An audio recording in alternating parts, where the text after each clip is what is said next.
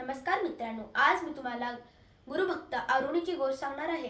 खूप वर्षापूर्वी आपल्या भारतामध्ये गुरुकुल पद्धतीने विद्यादानाचे कार्य चालत होते। गुरुकुल म्हणजे जिथे शिष्य गुरूंची सेवा करून ज्ञान प्राप्त करतात। असाच एक आश्रम गुरु धोम्य चालत असत। त्यांच्या आश्रमामध्ये खूप शिष्य येत असत। असाच एक अरुणी म्हणून शिष्य होता। तो खूपच आज्ञाधारक व कार्यतत्पर होता। एका दिवशी मुसळधार पाऊस पडू लागला। पाऊस काही थांबतच नव्हता। शेतातील बांध तुटले आणि पाणी शेतात येऊ लागले। गुरु धोम्यांना वाटलं की शेतात पाणी आले की शेतातील पिके खराब होतील, म्हणून तिने आपल्या काही शिष्यांना बोलवले आणि सांगितले की बाळांनो, शेतातील बांध तुटले आहेत, लावून येता का?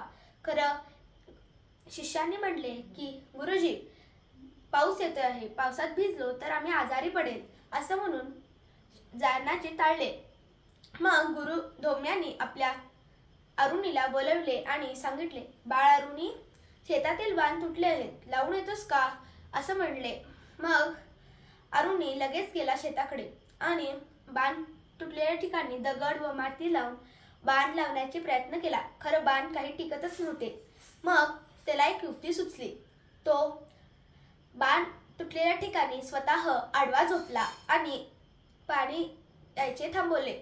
मग तिकडे गुरुजींना खूप काळजी वाटायला लागली की अरुणी अजून का नाही आला।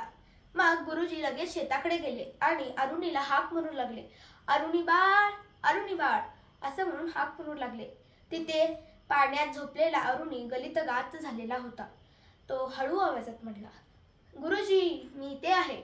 मग गुरुजी लगेच धावत गेले आणि अरुणीला उठवले आणि पोटाशी धरले आणि सांगितले आणि त्याच्या गुरुभक्तीवरती धन्य होऊन त्याला आशीर्वाद देऊन त्याचे नाव उद्दालक असे ठेवले आणि आश्रमाकडे वळले। धन्य तो अरुणी आणि त्याची गुरुभक्ती। नमस्कार।